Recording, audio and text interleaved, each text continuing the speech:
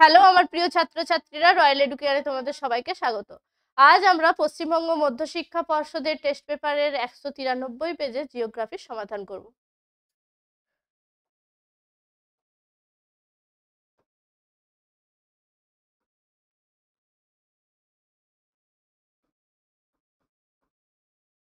Page number 193, বিভাগ ক। একের দাগে দেখো, গ্রেড শব্দটি প্রথম ব্যবহার করেন গিলবার্ট। এরপর দুটি নদী অববাহিকার মধ্যবর্তী উচ্চভূমিকে কি বলে? দুটি নদী অববাহিকার মধ্যবর্তী উচ্চভূমি জলবিভাজিকা নামে পরিচিত। তাহলে দুটি নদী অববাহিকার মধ্যবর্তী উচ্চভূমি জলবিভাজিকা। এরপর বার্ষিক উষ্ণতার প্রসার সবচেয়ে কম থাকে যে জলবায়ু অঞ্চলে? সবচেয়ে কম বলেছে, সবচেয়ে কম বার্ষিক উষ্ণতার প্রসার নিরক্ষীয় অঞ্চলে। এরপর ফ্রান্সের রোন নদীর উপত্যকায় প্রবাহিত শীতল স্থানীয় বায়ু হলো মিস্ট্রাল। এরপর এল নিনোর প্রভাব দেখা যায় প্রশান্ত মহাসাগরে। এরপর মরা কোটাল হয় অমাবস্যা তিথিতে, পূর্ণিমা তিথিতে, শুক্ল কৃষ্ণপক্ষের অষ্টমী তিথিতে, একাদশী তিথিতে। অ্যান্সার হবে শুক্ল কৃষ্ণপক্ষের অষ্টমী তিথিতে। এরপর ফ্লুরাইড নির্গত হয় যে শিল্পকেন্দ্র থেকে? অ্যান্সার হবে সিরামিক। এরপর ভারতের সাতপুরা যে ধরনের পর্বত? ভারতের সাতপুরা হলো স্তূপ পর্বত। এরপর গুজরাট রাজ্যে লবণাক্ত কর্দমাক্ত জলাভূমি যে নামে পরিচিত? রান। এরপর রোজউড গাছ জন্মায় যে অরণ্যে? তা হলো চিরহরিৎ। এরপর ভারতের পশ্চিমী ঝঞ্ঝা দেখা যায় গ্রীষ্মকাল, শরৎকাল, বর্ষাকাল, শীতকাল। পশ্চিমী ঝঞ্ঝা হলো শীতকালে দেখা যায়। গোমতী নদীর তীরে অবস্থিত শহরটি হলো লখনৌ।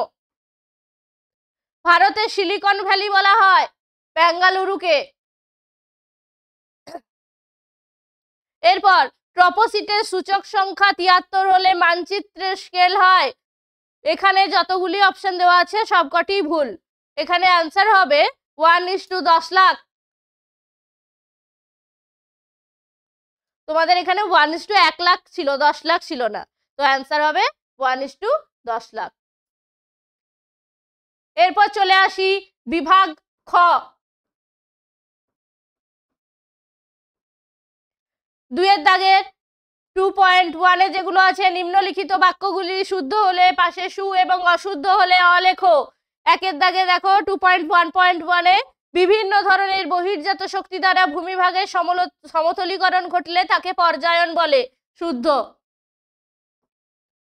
মেঘাচ্ছন্ন রাত্রি অপেক্ষা মেঘমুক্ত রাত্রি শীতল হয়। আকাশে মেঘ যদি না থাকে সেক্ষেত্রে ঠান্ডার প্রকোপ কিন্তু বাড়ে, তাই বলা হচ্ছে মেঘাচ্ছন্ন রাত্রি অপেক্ষা মেঘমুক্ত রাত্রি শীতল হয়। শুদ্ধ। প্যাংগং এক প্রকার সাধু জলের হ্রদ। অশুদ্ধ, কারণ প্যাংগং এক প্রকার লবণাক্ত জলের হ্রদ। দুর্গাপুরকে ভারতের রুড় বলা হয়। শুদ্ধ। গঙ্গা সমভূমির প্রাচীন পলিগঠিত অঞ্চলকে ভাঙ্গর বলে। শুদ্ধ, কারণ আমরা জানি প্রাচীন পলিগঠিত অঞ্চল ভাঙ্গার এবং নবীন পলিগঠিত অঞ্চল খাদার নামে পরিচিত। ভাগীরথী অলকানন্দার নদীর মিলনস্থল হলো দেবপ্রয়াগ। শুদ্ধ।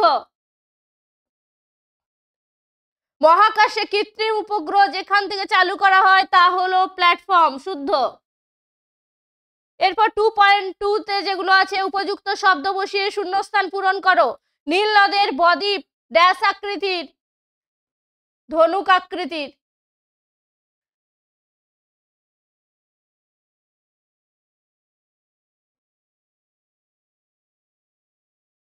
এরপর হিমবাহ ও জলধারা বাহিত নুড়ি, বালি, কাঁকর ইত্যাদি সঞ্চিত হয়ে দীর্ঘ সংকীর্ণ আঁকাবাঁকা শৈলশিরার মতো ভূমিরূপ গঠন করলে তাকে বলা হয় এস্কার।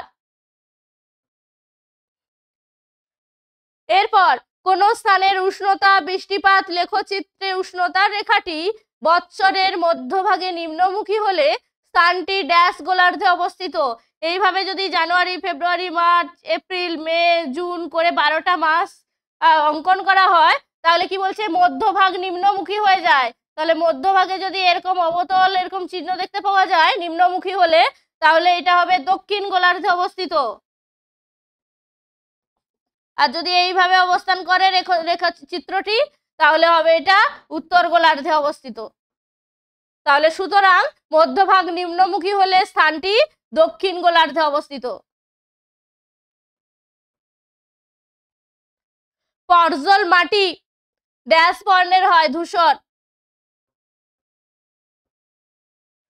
শীততাপ নিয়ন্ত্রণ যন্ত্র ব্যবহারের ফলে বায়ুমণ্ডলে ক্লোরোফ্লুরোকার্বন গ্যাস নির্গত হয়।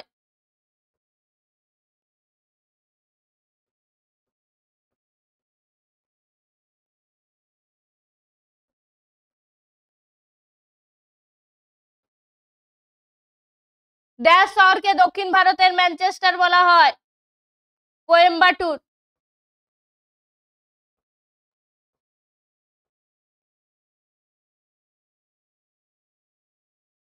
এরপর জিও স্টেশনারি স্যাটেলাইট ড্যাশ বরাবর অবস্থান করে?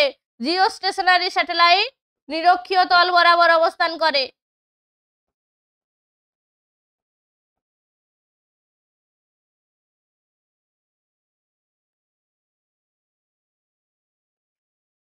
টু 2.3 যেগুলো আছে একটি বা দুটি শব্দে উত্তর দাও। নাতিশীতোষ্ণ মণ্ডলে কোন ধরনের বৃষ্টিপাত দেখা যায়?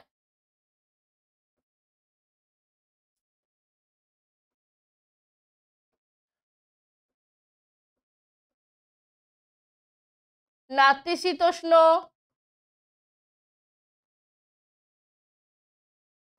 ঘূর্ণবাত জনিত বৃষ্টি।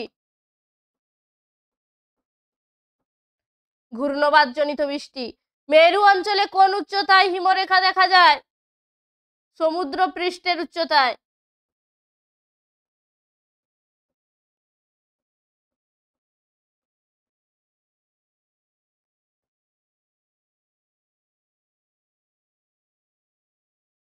পৃথিবীর বিখ্যাত সামুদ্রিক মগ্নচড়ার নাম লেখো। Grand bank.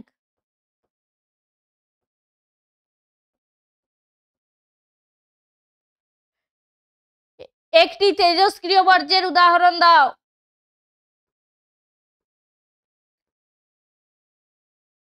পারমাণবিক বিদ্যুৎ কেন্দ্র থেকে নির্গত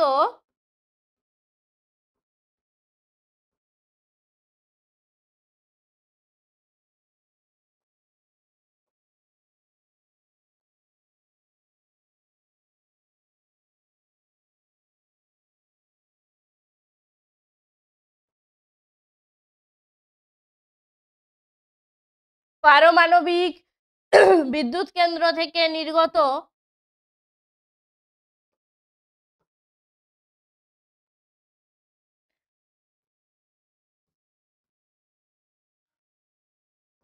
ইউরেনিয়াম।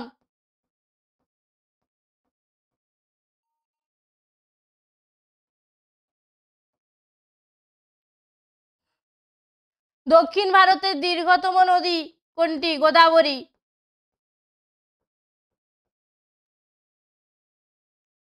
এরপর ভারতের কোন রাজ্য বৃষ্টির জল সংরক্ষণে সর্বাধিক অগ্রণী? তামিলনাড়ু।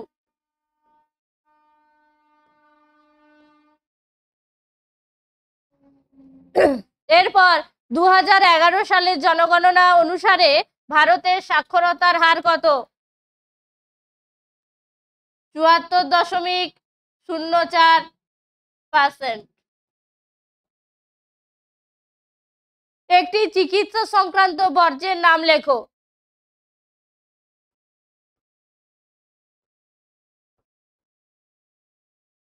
রক্তমাখা তুলো, ব্যবহৃত সিরিঞ্জ,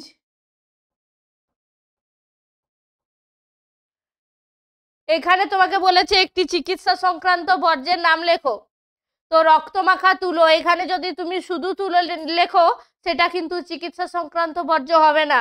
কারণ কি, যেটা আমরা ফেলে দিই সেটা হচ্ছে আমাদের বর্জ্য পদার্থ। এখানে বর্জ্য হলে হবে রক্তমাখা তুলো। যদি বলো ইঞ্জেকশনের সিরিঞ্জ, সেটা কিন্তু বর্জ্য পদার্থ নয়। তোমাকে বলতে হবে ব্যবহৃত ইঞ্জেকশন সিরিঞ্জ, সেটা হচ্ছে চিকিৎসা সংক্রান্ত বর্জ্য। 2.4 বাম দিকের সাথে ডান দিকের গুলো মিলিয়ে লিখতে হবে। তাল পশ্চিম হিমালয়ের হ্রদ। ঝুম চাষ হচ্ছে মৃত্তিকা ক্ষয়। চিকমাগালুর কফি গবেষণা কেন্দ্র। বারাণসী ডিজেল রেল ইঞ্জিন কারখানা। বিভাগ ক এর সমস্ত প্রশ্নের আনসার আমাদের হয়ে গেল, বিভাগ খ এর হয়ে গেল। এবার হচ্ছে বিভাগ গ। প্রথম প্রশ্ন হচ্ছে প্রপাত কূপ কাকে বলে? প্রপাত কূপ কাকে বলে? প্রপাত কূপ জানার আগে তোমাকে জানতে হবে যে জলপ্রপাত কাকে বলে। আমরা জানি কঠিন শিলা এবং কোমল শিলা পরপর অবস্থানের ফলে কঠিন শিলার তুলনায় কোমল শিলা অধিক পরিমাণে ক্ষয়প্রাপ্ত হয়, যার ফলস্বরূপ কি হয়? জলপ্রবাহ দ্রুত গতিতে ওপর থেকে নিচে ঝাঁপিয়ে পড়ে, তাকে আমরা জানি জলপ্রপাত বলে। এই জলপ্রপাতের তলদেশে যখন বিশাল আকৃতি গোলাকার বা হাড়ির মতো গর্তের সৃষ্টি হয় তাকে বলা হয় প্রপাত কূপ বা প্লাঞ্জ পুল। তোমরা চিত্র অবশ্যই দিয়ে দিও। জলপ্রপাতের নিচে দ্রুত গতিতে জল পড়ার ফলে জলপ্রপাতের পাদদেশে সৃষ্ট গোলাকৃতি গর্তকে প্রপাত কূপ বলে। এর কিছু বৈশিষ্ট্য তোমরা উল্লেখ করে দিও যে এই গর্তগুলির আকৃতি হাড়ির মতো, এই প্রপাত কূপ দেখা যায় জলপ্রপাতের নিচে জল উপর থেকে নিচে পড়ার ফলে এই গর্তের সৃষ্টি হয়, এইগুলো। অথবাতে আছে হিমশৈল কি? আমরা জানি সমুদ্রে ভাসমান বিশাল আকার বরফের স্তূপকে হিমশৈল বলা হয়। এই হিমশৈলের সামান্য অল্প একটু অংশ জলের উপরিভাগে থাকে, অর্থাৎ যদি 10 ভাগ ধরা হয় সেই 10 ভাগের 9 ভাগ থাকে জলের তলায়, মাত্র 1 ভাগ জলের উপরিভাগে অবস্থান করে, যার ফলে মারাত্মক দুর্ঘটনা ঘটতে পারে যে কোনো সময়। তাহলে কি দেখা যাচ্ছে? এর বৈশিষ্ট্যগুলি 10 ভাগের 1 ভাগ জলের উপরে থাকে, বাকি 9 ভাগ জলের নিচে নিমজ্জিত অবস্থায় থাকে। হিমশৈল ভাসতে ভাসতে যখন উষ্ণ স্রোতের সম্মুখীন হয়ে যায় সেখানে কিসের সৃষ্টি হয়? মেঘ ও কুয়াশার সৃষ্টি হয়। হিমশৈলগুলি গলে গেলে তার যে নুড়ি, বালি, কাঁকর এইসব পদার্থগুলি যেখানে জমা হয়ে যায় সেখানে মগ্ন চড়ার সৃষ্টি করে। হিমশৈলের আঘাতে জাহাজডুবি হতে পারে। মেরু অঞ্চলে সমুদ্রে এরূপ দেখতে পাওয়া যায়। আর দৃষ্টান্ত স্বরূপ 1912 সালে টাইটানিক জাহাজ এই হিমশৈলের আঘাতে ডুবে গেছিল। 3.2 তে যেগুলো আছে জেট বায়ু দুটি বৈশিষ্ট্য। জেট বায়ুর বৈশিষ্ট্য আলোচনা করার আগে আমাদের জানতে হবে জেট বায়ু কাকে বলে, জেট বায়ু বলতে কি বুঝি।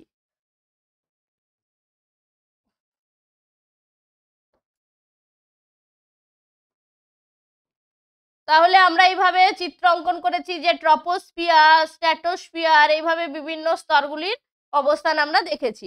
তাহলে সর্বনিম্ন স্তরটার নাম হচ্ছে ট্রপোস্ফিয়ার। এই ট্রপোস্ফিয়ারের ঊর্ধ্ব স্তরে কি হয়? ঊর্ধ্ব ট্রপোস্ফিয়ারে প্রবাহিত অত্যন্ত শীতল, দ্রুত গতিসম্পন্ন, সংকীর্ণ, সাপের মতো এঁকে বেঁকে যে বায়ু প্রবাহিত হয় সেই বায়ুকে আমরা বলি জেট বায়ু। এর কিছু বৈশিষ্ট্য রয়েছে। ঊর্ধ্ব বায়ুমণ্ডলে জেট বায়ু প্রবাহ সমচাপ রেখার সমান্তরালে প্রবাহিত হয়, একে জিওস্ট্রফিক বায়ু বলা হয়। ফার্স্ট পয়েন্ট, জিওস্ট্রফিক বায়ু। বায়ুর গতিবেগ ঘন্টায় কত? 100 থেকে 500 কিমি বেগে প্রবাহিত হয়। জেট স্ট্রিম সংকীর্ণ ঝর্ণা বা নদীর মতো প্রবাহিত হয় বলে একে জেট স্ট্রিম বলা হয়। এর দিক এবং স্থান, এই বায়ু দুই গোলার্ধে 30 থেকে 60 ডিগ্রি অর্থাৎ উভয় গোলার্ধে, উত্তর গোলার্ধ এবং দক্ষিণ গোলার্ধ দুটোতেই 30 ডিগ্রি থেকে 60 ডিগ্রি অক্ষাংশের মধ্যে অবস্থান করছে। এগুলি পশ্চিম থেকে পূর্বে প্রবাহিত হয়। এই বায়ু পশ্চিম থেকে পূর্বে প্রবাহিত হয়।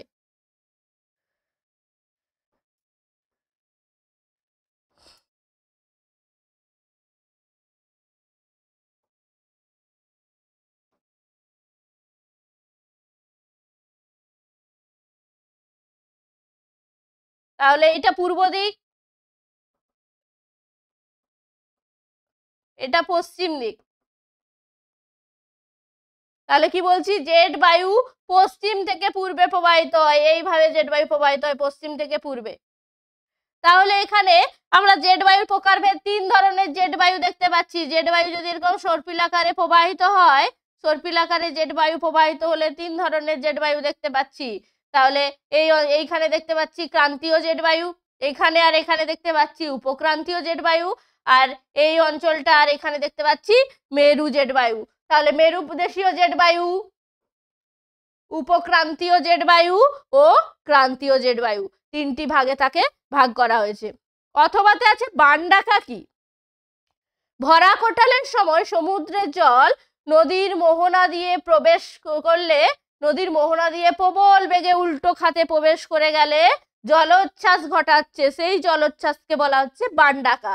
বানডাকার প্রভাবে মারাত্মক দুর্ঘটনা হতে পারে, সেই নদী তীরবর্তী এলাকার বাড়িঘর ভেঙে যেতে পারে, সেখানকার চাষের জমি ক্ষতিগ্রস্ত হতে পারে, চাষের জমিতে লবণাক্ত জল ঢুকে জমির উর্বরতা শক্তি কমিয়ে দিতে পারে, এইসব প্রভাব লক্ষ্য করা যায়। 3.3 দেখো, বর্জ্য ব্যবস্থাপনায় ভরাটকরণ বলতে কি বোঝো, অর্থাৎ ল্যান্ডফিল বলতে কি বোঝো? কঠিন বর্জ্য পদার্থ সমূহকে কোনো নিচু উন্মুক্ত জায়গায় জমা করা বা মাটি খুঁড়ে চাপা দেওয়ার প্রক্রিয়াকেই ভরাটকরণ বা ল্যান্ডফিল বলা হয়। এর পদ্ধতিটি কি? নিচু উন্মুক্ত স্থানে ভরাট করে বা মাটি খুঁড়ে গর্ত করে জৈব ভঙ্গুর ফেলে দিয়ে মাটি চাপা দিয়ে দেওয়া হয়। আবার অনেক ক্ষেত্রে মাটি গর্ত করে 2 মিটার পুরু বর্জ্যের স্তর দিয়ে তার ওপর মাটির ওপরের স্তরে মাটি দেওয়া হয়, সেই রকম সাজিয়ে মাটির মোটা স্তর চাপা দিয়ে দেওয়া হয়। এটা আর একটা পদ্ধতি। এর কিছু বৈশিষ্ট্য দেখো, শুধুমাত্র কঠিন বর্জ্যের ব্যবস্থাপনা করা হয় এক্ষেত্রে খরচ কম, কোনো পরিকল্পনার প্রয়োজন হয় না, গৃহস্থালী ও কুটির শিল্পজাত সামগ্রী নিক্ষেপ করা হয়। অথবাতে আছে বর্জ্যের পুনর্ব্যবহার কাকে বলবো? বর্জ্যের পুনর্ব্যবহার, পুনরায় তাকে ব্যবহার করব। যখন কোনো বর্জ্য পদার্থ প্রায় একই অবস্থায় না রেখে নতুন উদ্দেশ্যে ব্যবহার করা হয় তাকে বর্জ্যের পুনর্ব্যবহার বলা হয়। বাড়িতে খবরের কাগজ রোজই নেওয়া হয়, সেই খবরের কাগজ থেকে যখন আমরা ঠোঙা প্রস্তুত করব সেটা আমরা পুনর্ব্যবহার করে নিচ্ছি, এটা একটি উদাহরণ হতে পারে। 3.4 মৌসুমী বিস্ফোরণ কি? গ্রীষ্মকালের শেষে দক্ষিণ পশ্চিম মৌসুমী বায়ু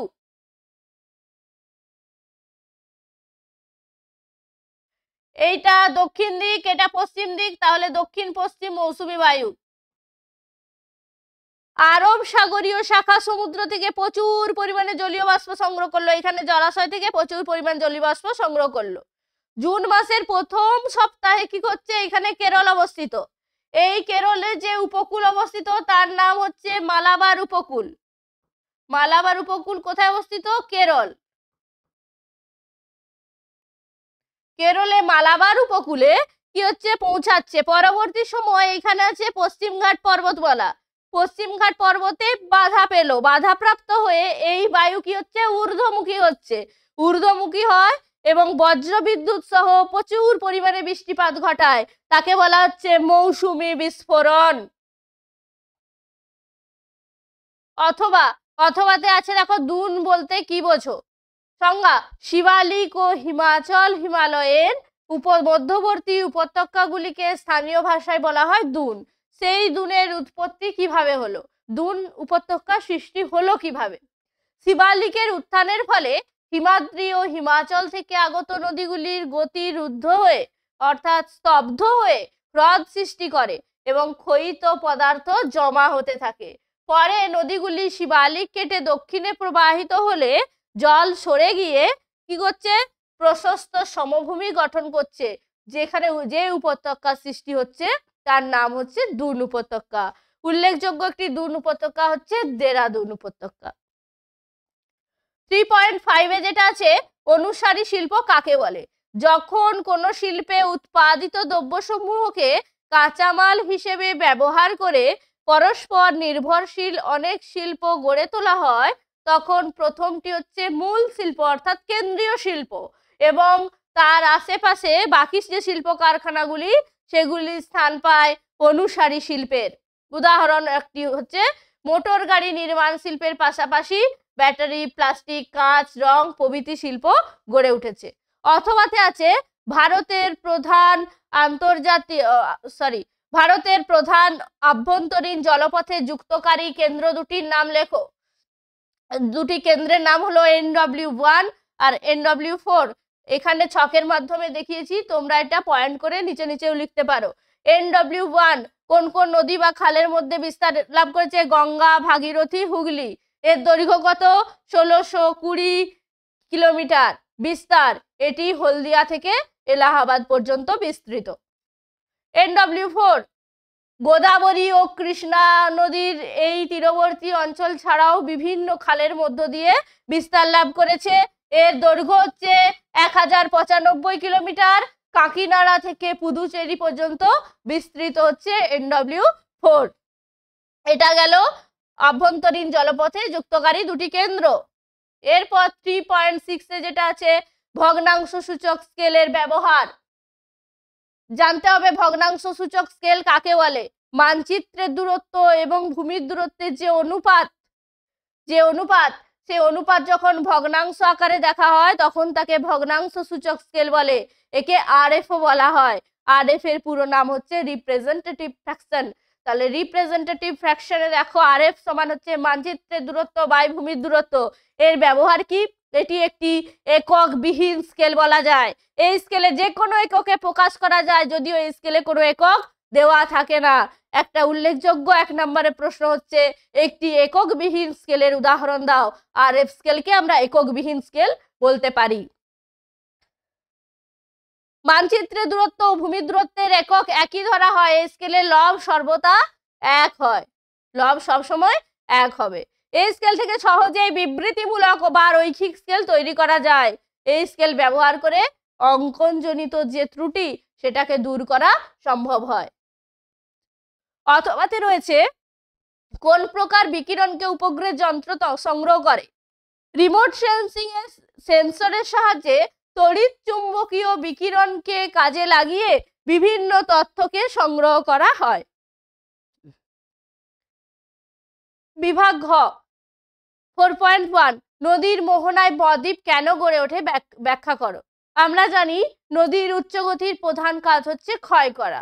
সেই উচ্চগতিতে ক্ষয়ীভূত পদার্থ অর্থাৎ নদীর বোঝা যেগুলো হচ্ছে নুড়ি, বালি, কাঁকড়, এগুলো কি হয় ধীরে ধীরে বাহিত হয়ে এসে নিম্ন গতিতে সঞ্চিত হয়। তার ফলে সেখানে আমরা দেখি বিভিন্ন ভূমিরূপ গড়ে ওঠে। সেরকমই একটা ভূমিরূপ হচ্ছে বদ্বীপ। নদীর নিম্ন গতিতে মোহনার কাছে নদীর ক্ষয়জাত পদার্থগুলি জমা হয়ে বদ্বীপ গঠিত হচ্ছে। তার কিছু কারণ রয়েছে। 1 নম্বর পয়েন্ট হচ্ছে উপনদীর সংখ্যা বেশি। নদীর উপনদীর সংখ্যা যদি বেশি হয় তাহলে নদীর যে বোঝা সেগুলোর পরিমাণও বেশি হবে, অর্থাৎ পলি, বালি, কাদা এর পরিমাণ সেগুলো কি হবে মোহনার নিকটবর্তী অঞ্চলে এসে বদ্বীপ গঠন করতে সাহায্য করবে। 2 নম্বর পয়েন্ট নদীর দৈর্ঘ্য বেশি। নদী যত বেশি লম্বা হবে ক্ষয়কার্যের সুযোগ তত বেশি পাবে এবং সেক্ষেত্রে ক্ষয়জাত পদার্থের পরিমাণ বৃদ্ধি পাবে, যেগুলি মোহনার কাছে এসে জমা হয়ে এই বদ্বীপ গঠন করবে। 3 নম্বর পয়েন্ট মোহনার নিকট কম ঢাল। সমুদ্রের কাছে মোহনার নিকট নদীর ঢাল কম থাকলে নদীবাহিত পলি, বালি, কাদা সহজেই মোহনার কাছে সঞ্চিত হয়ে বদ্বীপ গঠন করতে পারবে। জলপ্রবাহের গতি। উঁচু পার্বত্য অঞ্চল থেকে সৃষ্ট নদীতে ঢাল বেশি হওয়ার ফলে জলপ্রবাহের গতি বৃদ্ধি পাওয়ায় ক্ষয়কার্যের পরিমাণ বেড়ে যাবে। সেটি মোহনার নিকট বদ্বীপ গঠনের প্রয়োজনীয় পদার্থের যোগান কিন্তু আমরা সেখান থেকে পেয়ে যাচ্ছি। পরের পয়েন্ট স্রোতের বিপরীত বায়ু প্রবাহ। নদীর মোহনায় সমুদ্রের দিক থেকে বায়ু প্রবাহিত হলে নদীর জলপ্রবাহের গতি কমিয়ে দেয়, যার ফলে ক্ষয়জাত পদার্থগুলি নিচে সঞ্চিত হয়ে বদ্বীপ গঠনে সাহায্য করে। মোহনায় লবণের পরিমাণ। নদীর মোহনায় সমুদ্রের লবণাক্ত জলের সংস্পর্শে জলে বাহিত পলি, বালি, কাদা, নুড়ি প্রভৃতি কি হবে থিতিয়ে দিয়ে বদ্বীপ গঠনের ক্ষেত্রে সাহায্য করবে। অথবাতে যেটি আছে প্রশ্ন ট্রপোস্ফিয়ারে উচ্চতা বৃদ্ধির সঙ্গে উষ্ণতা হ্রাস পায় কেন? আমরা জানি উচ্চতা বৃদ্ধির সাথে সাথে উষ্ণতা হ্রাস পায়। প্রতি 1000 মিটার বা 1 কিলোমিটার উচ্চতা বৃদ্ধির সাথে সাথে 6.4 ডিগ্রি সেন্টিগ্রেড হারে উষ্ণতা হ্রাস পেতে লক্ষ্য করা যায়। এটাকে বলা হয় উষ্ণতা হ্রাসের স্বাভাবিক হার।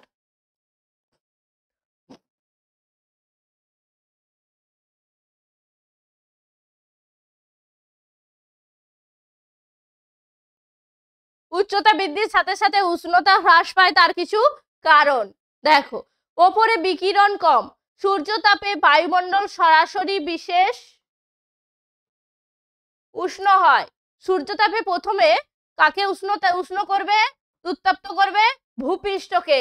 পরে ওই উষ্ণ ভূপৃষ্ঠ থেকে তাপ বিকিরণের মাধ্যমে বায়ুমণ্ডল ধীরে ধীরে উষ্ণ হয়। আমরা জানি সরাসরি বায়ুমণ্ডলকে উত্তপ্ত করে ভূপৃষ্ঠে আসে না, ভূপৃষ্ঠকে আগে সূর্যরশ্মি উত্তপ্ত করে, তারপর বিকিরিত হয়ে যাওয়ার সময় বায়ুমণ্ডল উত্তপ্ত হয়। বায়ুর ঘনত্ব কম, ভূপৃষ্ঠ থেকে যত উপরে ওঠা যায় বায়ুর ঘনত্ব তত কমে যায় বলে বায়ুর তাপ ধারণ ক্ষমতাও হ্রাস পায়। তাই ক্রমশ উপরের দিকে উঠলে উষ্ণতা হ্রাস পেতে দেখা যায়। 3 নাম্বার, বিকীর্ণ তাপ কম পৌঁছানো। ভূপৃষ্ঠ থেকে বিকীর্ণ তাপের খুব কম অংশ ওপরে পৌঁছাচ্ছে। তাপ শোষণ কম। ওপরের বায়ুতে আমরা যেমন দেখেছি ট্রপোস্ফিয়ারে ধূলিকণা বলো, জলীয় বাষ্প বলো, এগুলো বেশি আছে। ওপরের বায়ুতে ধূলিকণা ও জলীয় বাষ্প কম থাকে বলে এই বায়ুতে তাপ শোষণ ও সংরক্ষণ ক্ষমতা কম। পরের পয়েন্ট, বায়ুস্তর পাতলা। বায়ুস্তর ক্রমশ উপরের দিকে পাতলা হয়ে যায়, তাই ঊর্ধ্বের বায়ু তাড়াতাড়ি প্রসারিত হয় এবং তাপ বিকিরণ করে সেটা শীতল হয়ে যায়।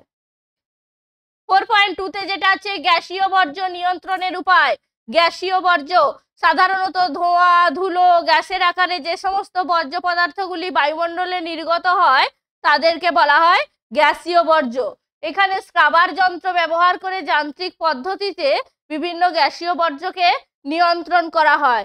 এর উপায় হচ্ছে দুটি ভাগে আমরা দেখো ভাগ করেছি, শুষ্ক স্ক্রাবার ও আর্দ্র স্ক্রাবার। এরপর জানতে হবে শুষ্ক স্ক্রাবার কাকে বলে। এটি ব্যবহারের সুবিধা কি? এটি ব্যবহার হয় নির্গত ধোঁয়া থেকে ক্ষতিকারক পদার্থ দূর করার জন্য। আর আর্দ্র স্ক্রাবার কেন ব্যবহার করা হয়? দূষণকারী গ্যাস ও দূষণ কণা দূর করার জন্য। অথবাতে আছে দেখো বর্জ্যের পরিমাণগত হ্রাস কিভাবে করা যায়, বর্জ্যের ব্যবহার কিভাবে কমানো সম্ভব। তাহলে কিছু পয়েন্ট দিয়ে দিয়েছি এখানে। জিনিসপত্রের উৎপাদন ও ব্যবহার তথা ভোগের উপর নিয়ন্ত্রণ আরোপ করা, জীবনযাত্রার মান পরিবর্তন করে চাহিদাতে সীমিত থাকা, তোমার যতটুকু প্রয়োজন সেইটুকুনি ব্যবহার করো। কলকারখানায় প্রযুক্তির উন্নতি ঘটিয়ে বর্জ্য পদার্থের নির্গমন হ্রাস করা। এছাড়া প্রয়োজনের অতিরিক্ত দ্রব্যের ব্যবহার বন্ধ করা। গৃহস্থালী, বিদ্যালয়, কলকারখানা, অফিস আদালত সহ বিভিন্ন প্রতিষ্ঠানে যাতে বেশি বর্জ্য পদার্থ তৈরি না হয় সেদিকে নজর রাখা এবং সকলকে জনমানবকে সচেতন করা, জনসংখ্যা নিয়ন্ত্রণ করা প্রভৃতি। 4.3 তে যেটা আছে আধুনিক যোগাযোগ ব্যবস্থা বলতে কি বোঝো? তোমাকে আগে জানতে হবে যোগাযোগ কি, তারপর যোগাযোগ ব্যবস্থা বলতে কি বোঝো, তারপর আমরা আসবো আধুনিক যোগাযোগ ব্যবস্থা কাকে বলে। তাহলে দেখো যোগাযোগ কাকে বলে আগে জানবো। সংবাদ ও বা তথ্য ও ভাবের আদান প্রদানকে এক কথায় বলা হচ্ছে যোগাযোগ। এরপর যোগাযোগের মাধ্যম চিঠিপত্র, টেলিফোন, টেলিগ্রাফ, ইন্টারনেট প্রভৃতির সাহায্যে যে আদান প্রদান হচ্ছে সেগুলো হচ্ছে যোগাযোগের মাধ্যম। তাহলে যোগাযোগ কি সেটা জানলাম, যোগাযোগের মাধ্যম বলতে কি বোঝো সেটা জানলাম। এরপর যোগাযোগ ব্যবস্থা, এই ধরনের একটি সম্পূর্ণ ও সংগঠিত আদান প্রদানের যে ব্যবস্থা তাকে আমরা নাম দিচ্ছি যোগাযোগ ব্যবস্থা। আগেকার দিনের যে যোগাযোগের মাধ্যম হিসাবে স্থলপথ, জলপথ, আকাশপথ লিখিত বার্তা আদান প্রদান করা হতো, কিন্তু বর্তমানে ব্যস্ত জীবনের গতির সাথে পাল্লা দিয়ে উন্নততর পদ্ধতিতে কি দেখা যাচ্ছে, উন্নত পরিষেবা আদান প্রদানের লক্ষ্যে বিভিন্ন প্রকার আধুনিক যোগাযোগ ব্যবস্থার মাধ্যম চালু হয়েছে। সেগুলি কি কি? ইন্টারনেট, ইমেল, সেলফোন এগুলি। ফার্স্ট পয়েন্ট হচ্ছে ইন্টারনেট। সমগ্র বিশ্ব জুড়ে একাধিক কম্পিউটারের নেটওয়ার্কের মধ্যে যে পারস্পরিক সংযোগ ব্যবস্থা সেই ব্যবস্থায় ইন্টারনেট ব্যবস্থা নামে পরিচিত। ইমেলের মাধ্যমে আমরা কি দেখতে পাচ্ছি, অতি অল্প খরচে দ্রুত পৃথিবীতে যে কোনো স্থানে সংবাদ পাঠানো যাচ্ছে। 3 নাম্বার হচ্ছে সেলফোন। শুধু দুজন মানুষের মধ্যে নয়, কথা বলার সুবিধাই নয়, মোবাইল বা সেলুলার ফোনের সাহায্যে SMS, MMS প্রভৃতি বিচিত্র ধরনের পরিষেবা একে একটি অত্যন্ত প্রয়োজনীয় আর অপরিহার্য যোগাযোগ ব্যবস্থার মাধ্যম রূপে তুলে ধরেছে। অথবাতে দেখো ভারতের নগরায়নের প্রধান তিনটি সমস্যা। 1 নাম্বার বলতে পারি অপরিকল্পিত নগরায়ন। কোনো পরিকল্পনাবিহীন ভাবে কি করছে, নগরের উন্নতি সাধন করতে হলে দেখা যাচ্ছে জনসংখ্যা উত্তরোত্তর বৃদ্ধি পেয়ে যাচ্ছে, রাস্তায় যানজট সৃষ্টি হচ্ছে, আবর্জনা ফেলার সঠিক জায়গা পাওয়া যাচ্ছে না, অনিয়ন্ত্রিতভাবে পৌর এলাকায় জমির ব্যবহার করছে, এগুলি সমস্যার সৃষ্টি করছে। মানুষের শহরমুখী হওয়ার প্রবণতা বৃদ্ধি। দেখবে কোনো মানুষ যদি গ্রাম থেকে শহরে চলে আসে, সেই মানুষ দীর্ঘদিন শহরে বসবাস করার পরে সে কিন্তু আর গ্রামে ফিরে যাবে না, সে স্থায়ীভাবে শহরেই বাসস্থান গড়ে তুলবে। এক্ষেত্রে কি দেখা যায় যে নগরায়নের ফলে বহু সংখ্যক মানুষ শিক্ষা কাজের সুযোগ, উন্নত জীবনযাত্রা পাওয়ার আশায় কিন্তু তারা গ্রাম থেকে শহরে এসছে। তারা কি আরো চাইবে সেই অনুন্নত পরিবেশে ফিরে যেতে? নিশ্চয়ই না। তাই কি হচ্ছে, শহরের দিকে যাওয়ার প্রবণতা দেখা দেওয়ার ফলে জনাকীর্ণতার পরিমাণ বৃদ্ধি পাচ্ছে। দূষণের পরিমাণ বৃদ্ধি। শহরে আমরা জানি অধিক পরিমাণে যানবাহন, জনসংখ্যার পরিমাণ বেশি, সেক্ষেত্রে কি হচ্ছে, মানুষের কার্যকলাপ ক্রমাগত বৃদ্ধির ফলে দূষণের পরিমাণ বৃদ্ধি পাচ্ছে, বায়ু দূষিত হচ্ছে, জল দূষণ হচ্ছে। 4.4-এ যেটা আছে উপগ্রহ চিত্রের 3টি বৈশিষ্ট্য। তো আগে জানতে হবে উপগ্রহ চিত্র বলতে কি বোঝো। উপগ্রহ চিত্রের 3টি বৈশিষ্ট্য। কৃত্রিম উপগ্রহ থেকে প্রাপ্ত ভূপৃষ্ঠের বিভিন্ন অংশের যে আলোকচিত্র প্রস্তুত করা হয় তাকে উপগ্রহ চিত্র বলে। এই উপগ্রহ চিত্রে ছদ্মরং ব্যবহার করা হয়। তার কারণ কি, বিদেশি শত্রুরা যাতে ভূপৃষ্ঠের বস্তু বা উপাদানগুলিকে সহজে বুঝতে না পারে, সেই জন্য ফলস কালার ব্যবহার করা হয়। ফলস কালার কম্পোজিট বা ছদ্মরঙের ব্যবহার লক্ষ্য করা যায়। সঠিক স্কেল। উপগ্রহগুলি নির্দিষ্ট উচ্চতায় থেকে পৃথিবীকে আবর্তন করে বলে ভূপৃষ্ঠের চিত্র তোলার সময় স্কেলও নির্ভুল হয়। এরপর হচ্ছে তথ্য সংরক্ষণ। উপগ্রহ চিত্র প্রস্তুত করার জন্য ডিজিটাল আকারে তথ্য সংগ্রহ করা হয় বলে কম্পিউটারের সযত্নে সেগুলোকে সংরক্ষণ করা সম্ভব হয়। অথবাতে যেটি রয়েছে সক্রিয় ও নিষ্ক্রিয় সেন্সরের মধ্যে পার্থক্য লেখো। তোমরা নিশ্চয়ই পারবে যে সক্রিয় নিষ্ক্রিয় সেন্সর কোনগুলি, তারপরে এর মধ্যে পার্থক্য নিরূপণ করতে, এটি তোমাদের জন্য দেওয়া রইল। বলো তো সক্রিয় সেন্সর বলতে কি বোঝো আর নিষ্ক্রিয় সেন্সর বলতে কি বোঝো, একটু বলেই দিই। সক্রিয় সেন্সর বলতে বোঝায় যেগুলি সূর্যালোকের উপস্থিতিতে বা অনুপস্থিতিতে সর্বক্ষণ যে কৃত্রিম উপগ্রহে লাগানো সেন্সর ছবি তুলতে সক্ষম হবে তাকে আমরা বলবো সক্রিয় সেন্সর। নিষ্ক্রিয় সেন্সর কাকে বলবো? যে সেন্সর শুধুমাত্র সূর্যালোকের উপস্থিতিতেই ছবি তুলতে সক্ষম তাকে আমরা বলবো নিষ্ক্রিয় সেন্সর। তাহলে সক্রিয় সেন্সর ও নিষ্ক্রিয় সেন্সর বলতে কি বোঝো, বোঝা গেল। এই পার্থক্যটা তোমরা প্রস্তুত করবে। বিভাগ 5.1.1 হিমবাহ ও জলধারার মিলিত সঞ্চয় কার্যের ফলে সৃষ্ট প্রধান প্রধান ভূমিরূপগুলির চিত্র সহ বিবরণ দাও। আমি কয়েকটা এখানে দিয়েছি, তোমাদের পছন্দ মতো যদি 3টে আসে 3টে লিখবে, যদি ভূমিরূপ বলে সবগুলোই দিয়ে দিও। ফার্স্ট পয়েন্ট হচ্ছে বহির্বিধৌত সমভূমি। প্রান্ত দেশে হিমবাহ গলতে শুরু করলে গলিত জল হিমবাহ বাহিত নুড়ি বালি পলিকে একটা বিস্তীর্ণ অঞ্চলে চাদরের ন্যায় সঞ্চয় ঘটায়। পর্বতের পাদদেশে যে সমভূমি গড়ে ওঠে তাকে বলা হয় বহির্বিধৌত সমভূমি। এই বহির্বিধৌত সমভূমি যখন নদী দ্বারা বিচ্ছিন্ন হয় তাকে বলা হয় ভ্যালি ট্রেন। বহির্বিধৌত সমভূমি নদী দ্বারা বিচ্ছিন্ন হলে তা ভ্যালি ট্রেন নামে পরিচিত। কেটল ও কেটল হ্রদ। কেটল ও কেটল হ্রদ বহির্বিধৌত সমভূমিতে বড় বড় বরফখণ্ড সঞ্চিত হয়। পরে ওই বরফ গলে সৃষ্ট যে গর্ত বা অবনমিত অংশ তা হলো কেটল, এবং কেটল অংশে জল জমে যে হ্রদ সৃষ্টি হয় তাকে বলা হয় কেটল হ্রদ। কেটল হ্রদের তলদেশের স্তরে স্তরে সঞ্চিত যে পলি থাকবে তাকে বলবে ভাত, আর মাঝের উঁচু স্থানগুলিকে বলা হয় নব। উদাহরণ অবশ্যই দিও। এসকার, একটু আগেই আমরা 1 নম্বরের প্রশ্নে এসকার সম্পর্কে শুনলাম। হিমবাহবাহিত নুড়ি, বালি, কাঁকর প্রভৃতি জলস্রোতের দ্বারা অনেক দূর পরিবাহিত সঞ্চিত হয়ে আঁকাবাঁকা শৈলশিরার ন্যায় ভূমিরূপ যখন গঠন করছে তখন তাকে নাম দিচ্ছি এসকার। কেম ও কেম সোপান, হিমবাহ অধ্যুষিত পর্বতের পাদদেশে হ্রদে কাঁকর, বালি, পলি সঞ্চিত হয়ে যখন বদ্বীপের মতো ত্রিকোণাকার, এই যে দেখছো ত্রিকোণাকার ভূমিরূপ গঠন করছে ভূমি হলে, তখন তাকে বলা হয় কেম। আর যখন কেম ধাপে ধাপে গঠিত হয় তখন তাকে বলা হয় কেম সোপান। এরপর হচ্ছে আগামুখ ও বোল্ডার ক্লে, হিমবাহ কার্যে পর্বতের পাদদেশে বড় বড় প্রস্তরখণ্ড সঞ্চিত ভূমিরূপ হলো আগামুখ এবং বালি ও কাদার উপর প্রস্তরখণ্ড সঞ্চিত ভূমিরূপ হলো বোল্ডার ক্লে।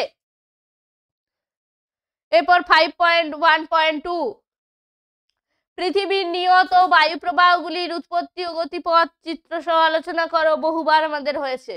তাহলে পৃথিবীতে 3টি নিম্নচাপ আছে এবং 4টি উচ্চচাপ বলয় থাকার জন্য কতগুলি বায়ু সারা বছর ধরে উচ্চচাপ বলয় থেকে নিম্নচাপ বলয়ের দিকে নিয়মিতভাবে নির্দিষ্ট পথে প্রবাহিত হয়, একে বলা হয় নিয়ত বায়ু। এই নিয়ত বায়ু প্রধানত 3 প্রকার: আয়ন বায়ু, পশ্চিমা বায়ু, মেরু বায়ু। আবার আয়ন বায়ুকে 2 ভাগে ভাগ করা হয়: উত্তর পূর্ব আয়ন বায়ু, দক্ষিণ পূর্ব আয়ন বায়ু। পশ্চিমা বায়ুকে 2 ভাগে ভাগ করা হয়: দক্ষিণ পশ্চিম পশ্চিমা বায়ু, উত্তর পশ্চিম পশ্চিমা বায়ু। মেরু বায়ুকে আবার 2 ভাগে ভাগ করা হয়: উত্তর পূর্ব মেরু বায়ু, দক্ষিণ পূর্ব মেরু বায়ু।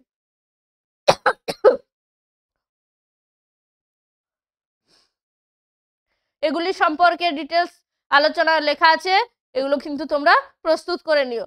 সাথে দেখো এই চিত্রটি অবশ্যই দিতে হবে। এখানে প্রত্যেকটা বায়ু কোন দিক থেকে কোন দিকে বেঁকে গেছে, প্রত্যেকটা নিয়ত বায়ু 3টে ভাগের যে আবার ভাগগুলো রয়েছে প্রতিটা ভাগ সম্পর্কে সুন্দরভাবে বোঝানো রয়েছে। এই চিত্রটা পরীক্ষায় অবশ্যই আঁকতে হবে। এই দেখো আয়ন বায়ু 2টি ভাগ: উত্তর পূর্ব আয়ন বায়ু, দক্ষিণ পূর্ব আয়ন বায়ু। পশ্চিমা বায়ু 2টি ভাগ: দক্ষিণ পশ্চিম পশ্চিমা বায়ু, উত্তর পশ্চিম পশ্চিমা বায়ু। মেরু বায়ু 2টি ভাগ: উত্তর পূর্ব মেরু বায়ু, দক্ষিণ পূর্ব মেরু বায়ু। সুন্দর এই চিত্রটা এই নোটসটার সাথে অবশ্যই আঁকতে হবে। 5.1.3 ক্রান্তীয় মৌসুমী জলবায়ু অঞ্চলের প্রধান বৈশিষ্ট্যগুলি আলোচনা করো।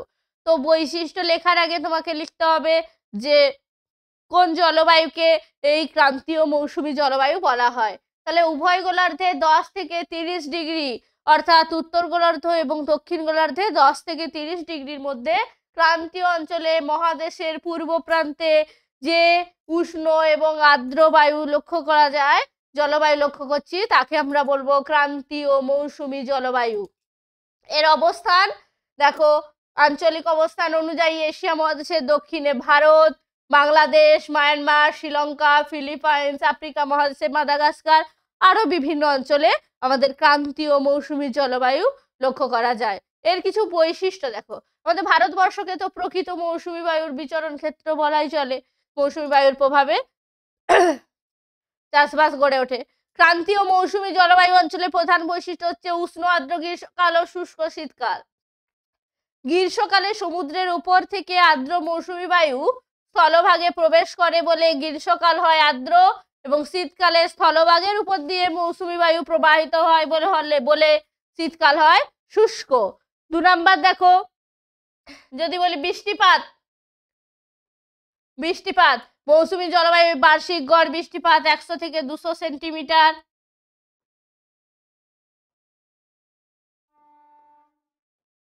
এখানে বর্ষাকাল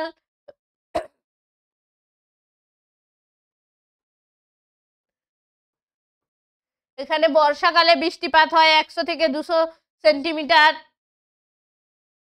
বর্ষাকালে হয় 100 থেকে 200 সেন্টিমিটার, এবং এখানে শীতকালে বৃষ্টিপাত হয় না বললেই চলে। উষ্ণতা কেমন থাকে এখানে? 2 নাম্বার উষ্ণতা, মৌসুমী জলবায়ু অঞ্চলে গ্রীষ্মকালে তাপমাত্রা 30 থেকে 32 ডিগ্রি সেলসিয়াস আর শীতকালে 18 থেকে 22-এর মধ্যে থাকে। পর্ণমোচী বৃক্ষের অবস্থান ঋতুভিত্তিক হওয়ায় কি হয়, ঋতুভিত্তিক বৃষ্টিপাত হওয়ার জন্য পর্ণমোচী বা পাতাঝরা বৃক্ষের অরণ্য দেখতে পাওয়া যায়। বায়ুর চাপ, সূর্যের উত্তরায়ণ দক্ষিণায়নের সাথে সাথে গ্রীষ্মকালে বিরাজ করে এখানে নিম্নচাপ। আমরা জানি নিম্নচাপ মানে জলবায়ু, সেখানে কি হবে, জলীয় বাষ্পপূর্ণ বায়ু হবে, বায়ুটা আর্দ্র প্রকৃতির হবে, আর শীতকাল হবে শুষ্ক হবে, জলীয় বাষ্পহীন হবে। তাহলে গ্রীষ্মকালে নিম্নচাপ বিরাজ করে, শীতকালে উচ্চচাপ সৃষ্টি হয়। মৌসুমী বায়ুর খামখেয়ালি চরিত্র, আমরা দেখছি মৌসুমী বায়ু কখনো সময়ের আগে আসছে, কখনো পরে আসছে, এক্ষেত্রে কিন্তু বন্যা এবং খরার সৃষ্টি হতে দেখা যায়। জলবায়ুর প্রতিকূলতা অর্থাৎ বাধা, মৌসুমী জলবায়ু অঞ্চলে সাইক্লোন, ঘূর্ণবাত, শীতকালে পশ্চিমী ঝঞ্ঝার প্রবণতা লক্ষ্য করা যায়। ঋতুর পর্যায়ক্রম, এখানে দেখি 4টি ঋতু লক্ষ্য করা যায়, গ্রীষ্ম, বর্ষা, শরৎ এবং শীত, এই 4টি ঋতু লক্ষ্য করা যায়। 5.1.4-এ জোয়ার ভাটা সৃষ্টির কারণগুলি আলোচনা করো। 2টি উল্লেখযোগ্য কারণ হচ্ছে সূর্য চাঁদের মিলিত আকর্ষণ বল। এই দেখো সূর্য এবং চাঁদ দুজনে মিলে আকর্ষণ করছে, সূর্য এবং চাঁদের আকর্ষণ বল। সেকেন্ডটা হচ্ছে পৃথিবীর আবর্তনজনিত কেন্দ্রাতিক বল। 2টি সুন্দর করে আলোচনা করা আছে, এটি তৈরি করে নিও। 5.2.1 উত্তর ও দক্ষিণ ভারতের নদ নদীর প্রাকৃতিক বৈশিষ্ট্যের পার্থক্য আলোচনা করো। আমি এখানে পার্থক্যের আকারে দিইনি, প্রত্যেকটা উত্তর ভারতের নদ নদী আগে বৈশিষ্ট্যগুলো আলোচনা করে দিয়েছি প্রাকৃতিক, তার তলায় দক্ষিণ ভারতের নদ নদীর প্রাকৃতিক বৈশিষ্ট্য আলোচনা করা আছে, তোমরা তুলনামূলকভাবে আলোচনা করে নিও। উৎপত্তিকাল, উত্তর ভারতের নদীগুলি অপেক্ষাকৃত নবীন, বেশিরভাগই হিমালয় পার্বত্য অঞ্চল থেকে উৎপন্ন হয় বা তিব্বত মালভূমি থেকে। বেশিরভাগ নদীর মোহনা হয় সমুদ্র, বিশেষত বঙ্গোপসাগর। উৎস হয় যেহেতু পার্বত্য অঞ্চল, সেই জন্য হিমবাহ গলা জলে, এবং সেই নদীগুলি কিন্তু হয় নিত্যবহ বা চিরপ্রবাহী। গতিপথ আদর্শ প্রকৃতির হয়, পার্বত্য অঞ্চল থেকে উৎপত্তি হয়, উচ্চগতি, মধ্যগতি, নিম্নগতি সুস্পষ্টভাবে বোঝা যায়, তাই আমরা কি বলতে পারি, আদর্শ নদী। এরপর দেখো প্রবাহ পথ, পার্বত্য প্রবাহে ভূমিকম্প, পুঞ্জিত ক্ষয়, ধসের প্রভাবে প্রায়শই প্রবাহ পথ পরিবর্তন করে। গভীরতা, সুগভীর খাত কেটে প্রবাহিত হয় উচ্চ গতিতে। এরপর দেখা যাচ্ছে প্রশস্ততা, নিম্নগতিতে নদী বেশ প্রশস্ত, সঞ্চয় কার্য বেশি। নাব্যতা, নৌ চলাচলের উপযুক্ত, বিশেষত মধ্য ও নিম্ন প্রবাহ। এরপর চলে আসছি দক্ষিণ ভারতের নদ নদী। দেখো উৎপত্তিকাল অপেক্ষাকৃত প্রাচীন, কোথা থেকে উৎপন্ন হয়েছে, লাভা গঠিত দাক্ষিণাত্য মালভূমি থেকে। বেশিরভাগ নদী সমুদ্রে পতিত হয়ে যাচ্ছে, তো বেশিরভাগ নদী বৃষ্টির জলে পুষ্ট, সুতরাং সেই নদীগুলি অনিত্যবহ নদী, এগুলি বৃষ্টির জলে পুষ্ট। আর উত্তর ভারতের নদীগুলি ছিল হিমবাহ গলা জলে পুষ্ট, সুতরাং সেগুলি চিরপ্রবাহী। নদীর ধরন, নদীতে সারা বছর সম পরিমাণ জল থাকবে না, কারণ কি, সেগুলো শুধুমাত্র বৃষ্টির জলে পুষ্ট হয়েছে। নদীগুলির দৈর্ঘ্য ছোট, আদর্শ প্রকৃতির নদী নয়, এখানে 3টি গতি লক্ষ্য করা যাবে না। প্রবাহ পথ, কঠিন শিলায় গঠিত বন্ধুর ভূপ্রকৃতির উপর দিয়ে প্রবাহিত হয়, নদীর গতিপথ পরিবর্তন করে না। গভীরতা বেশি নয়, নদীগুলি নাব্যতাও বেশি নয়, এগুলি হচ্ছে উল্লেখযোগ্য তার কিছু বৈশিষ্ট্য। এরপর চলে আসছি 5.2.2-তে ভারতের পলি মৃত্তিকা ও কৃষ্ণ মৃত্তিকার কিছু বৈশিষ্ট্য। পলি মৃত্তিকা সম্পর্কে প্রথমে আলোচনা করি।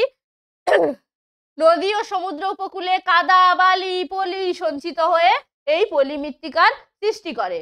এই পলি মৃত্তিকার কিছু বৈশিষ্ট্য আলোচনা করতে গেলে এর রং কি রূপ, এর রং হচ্ছে শুষ্ক অঞ্চলে খুবই গাঢ় প্রকৃতির হয়।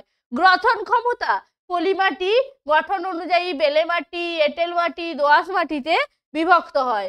বেলে মাটিতে বালির পরিমাণ বেশি এবং মোটা গ্রথনের হয়, এঁটেল মাটিতে কাদার পরিমাণ বেশি, সূক্ষ্ম হয়, দোআঁশ মাটিতে বালি কাদার পরিমাণ সমান সমান হয়, মাঝারি গ্রথন প্রকৃতির হয়।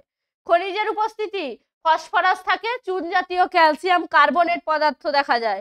উৎপাদিত শস্য, আমরা জানি পলিমাটি খুবই উর্বর, পলিমাটি উর্বর হওয়ায় সেখানে কৃষিকাজ ব্যবস্থা ভালো হয়, সেখানে ধান, পাট, আখ, কার্পাস, শাকসবজি প্রভৃতি প্রধান ফসল। আঞ্চলিক বন্টন, ভারতের সিন্ধু গঙ্গা সমভূমি ও ব্রহ্মপুত্র উপত্যকার বিশেষত উত্তরপ্রদেশ, বিহার, পশ্চিমবঙ্গ, পাঞ্জাব, হরিয়ানা, অসমের বেশিরভাগ অঞ্চলে পলি মৃত্তিকা দ্বারা গঠিত। কৃষ্ণ মৃত্তিকা, কৃষ্ণ মৃত্তিকাকে আমরা কালো মাটি বলি, রেগুর মৃত্তিকা বলি। তাহলে কৃষ্ণ মৃত্তিকা হচ্ছে লাভা গঠিত ব্যাসল্ট শিলা, ক্ষয় ও সঞ্চিত হয়ে এই মাটির সৃষ্টি হয়। এই মাটিতে চুন ও কাদার পরিমাণ বেশি থাকে। তাহলে বৈশিষ্ট্যতে এই রেগুর মৃত্তিকা বা কৃষ্ণ মৃত্তিকার রং কেমন? কালচে বাদামি থেকে গাঢ় কালচে। গ্রথন ক্ষমতা খুব সূক্ষ্মভাবে গড়ে ওঠে। খনিজের উপস্থিতি লোহা, calcium carbonate, magnesium, aluminium, potassium প্রভৃতি দেখা যায়। আমরা জানি কৃষ্ণ মৃত্তিকা কার্পাস চাষের পক্ষে উপযোগী। তাহলে এই মাটিতে তুলো, আখ, চীনাবাদাম, গম, জোয়ার, তামাক প্রভৃতি চাষ হয়। আঞ্চলিক বন্টন, দাক্ষিণাত্য মালভূমির অন্তর্গত গুজরাট, মহারাষ্ট্র ও মধ্যপ্রদেশের বেশিরভাগ অংশে এবং কর্ণাটক, অন্ধ্রপ্রদেশের কিছু অংশে এই মৃত্তিকা দেখতে পাওয়া যায়। এরপরের প্রশ্নটা দেখো, গম চাষের অনুকূল প্রাকৃতিক পরিবেশ আলোচনা করো। বলেনি ভৌগোলিক পরিবেশ, অনুকূল ভৌগোলিক পরিবেশ আলোচনা করো। শুধুমাত্র প্রাকৃতিক পোর্শনটা তোমাদের আলোচনা করতে হবে, কিন্তু আমি এখানে প্রাকৃতিক এবং অর্থনৈতিক দুটোই দিয়ে দিয়েছি, দুটোই করে রাখবে। পুরোটা করলে ভৌগোলিক কারণ আসলে পুরোটা লিখবে, প্রাকৃতিক কারণ বলেছে বলে আমরা শুধু প্রাকৃতিক পরিবেশটা আলোচনা করব। প্রাকৃতিক পরিবেশে যেমন জলবায়ু, জলবায়ুর ক্ষেত্রে জলবায়ু উষ্ণ শীতল হওয়া প্রয়োজন। তাহলে জলবায়ুর মধ্যে যে পয়েন্টগুলো আছে উষ্ণতা, বৃষ্টিপাত, আর্দ্রতা, এগুলো তুষার, এগুলো হচ্ছে জলবায়ুর মধ্যে পড়ছে। উষ্ণতা, গম চাষের সময় গড় উষ্ণতা কত হওয়া প্রয়োজন? 15 ডিগ্রি থেকে 20 ডিগ্রি সেন্টিগ্রেড। আর গম যখন পাকবে তখন 25 ডিগ্রি সেন্টিগ্রেড উষ্ণতা থাকলে ভালো হয়। বৃষ্টিপাত 50 থেকে 100 সেন্টিমিটার বৃষ্টিপাত উপযোগী। পাকার সময় বৃষ্টি যদি না হয় তাহলে তো খুবই ভালো, কারণ কি শুষ্ক পরিবেশ দরকার। আর 50 সেমির কম বৃষ্টিপাত হলে জলসেচের প্রয়োজন হয়, আর 100 সেমির বৃষ্টি বেশি হয়ে গেলে সেক্ষেত্রে কিন্তু গম চাষের মারাত্মক ক্ষতি হয়ে যায়। আর্দ্রতা, চাষের শুরুতে অর্থাৎ অঙ্কুরোদ্গমের সময় আর্দ্র শীতল আবহাওয়া প্রয়োজন। গাছ বাড়ার সময়, বড় হওয়ার সময় কিছুটা শুষ্ক পরিবেশের প্রয়োজন। পুষ্টির সময় আর্দ্র হওয়া প্রয়োজন, আর পাকা এবং কাটার সময় কিছুটা উষ্ণ ও শুষ্ক আবহাওয়া থাকা আবশ্যিক। 110টি তুহিন মুক্ত দিনের প্রয়োজন। কিরকম মৃত্তিকা ভালো? মৃদু অম্লধর্মী ভারী দোআঁশ ও বেলে দোআঁশ মাটি, এঁটেল দোআঁশ মাটিতে আমাদের এই গম চাষটা খুব ভালো হয়। ভূমির অবস্থা কিরূপ? ঢাল থাকা প্রয়োজন। সমতল ভূমি বা সামান্য ঢালু জমি গম চাষের পক্ষে আদর্শ। কারণ কি? যত জল জমা না থাকলেই ভালো, কারণ কি ঢালু জমি থাকলে সহজেই জলটা গড়িয়ে চলে যাবে। এরপর আসছে অর্থনৈতিক পরিবেশ, কিন্তু আমাদের এই প্রশ্নতে তোমাদের শুধু প্রাকৃতিক পরিবেশ আলোচনা করতে বলেছে, অর্থনৈতিক নয়। আমি তোমাদের পুরো অ্যান্সারটাই দিয়ে দিয়েছি। অর্থনৈতিক পরিবেশ, জলসেচ, ভারতে যেসব অঞ্চলে বছরে গড়ে 50 সেমির কম বৃষ্টিপাত হয় সেখানে গম চাষ করতে হলে জলসেচ ব্যবস্থার প্রয়োজন। সেখানে জলসেচ ব্যবস্থার মাধ্যমে কি করা হয়? গম চাষ করা হয়। শ্রমিক, ভারতে জমি তৈরি, বীজ বপন, গম কাটা, ঝাড়াই করা, এই সব কাজের জন্য শ্রমিকের প্রয়োজন। মূলধন, বিস্তীর্ণ জমিতে গম চাষ করতে হলে উন্নত প্রযুক্তিবিদ্যা, উচ্চ ফলনশীল বীজ, সার, কীটনাশক এগুলির জন্য কিন্তু প্রচুর পরিমাণ মূলধনের প্রয়োজন হয়। সবুজ বিপ্লবে দেখছি গমের উৎপাদনশীল ক্ষমতা সবচেয়ে বেশি। সবুজ বিপ্লবকে গম বিপ্লবও বলা হয়। চাহিদা ও বাজার, নাতিশীতোষ্ণ ও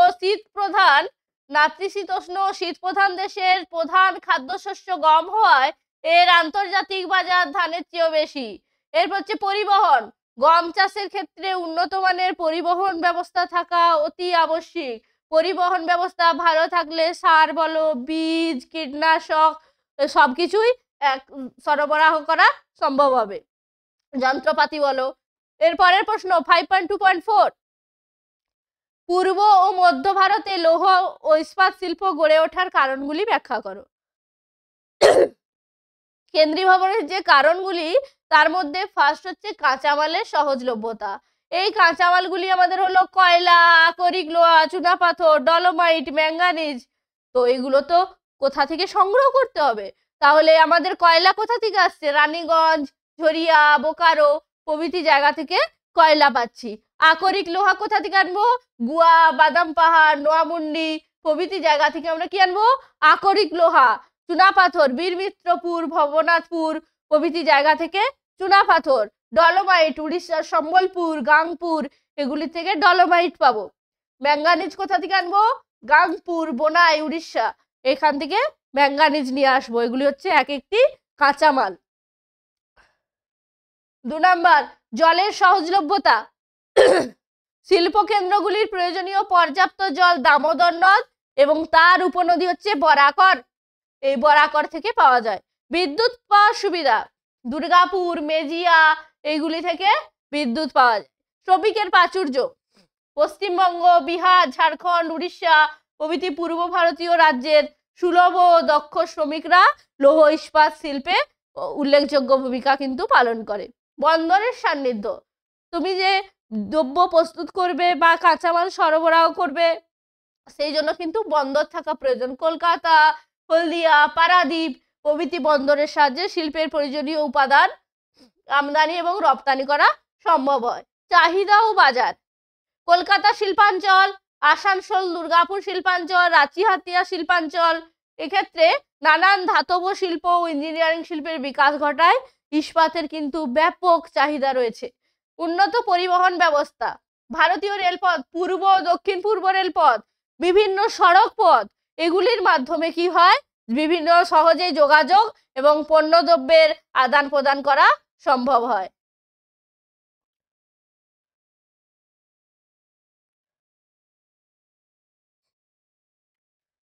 এরপর আমরা চলে আসছি 6-এর দাগ। 6-এ আমাদের রয়েছিল ম্যাপ পয়েন্টিং। এখানে তোমাদের 10টা ম্যাপ পয়েন্টিং রয়েছে। প্রথম যেটা, সেটা হলো বৃন্দ পর্বত। এই যে এই জায়গায় তোমাদের 6.1, এই জায়গাটা হচ্ছে বৃন্দ পর্বত। 6.2 লোকটাক হ্রদ, এটা হচ্ছে লোকটাক হ্রদ।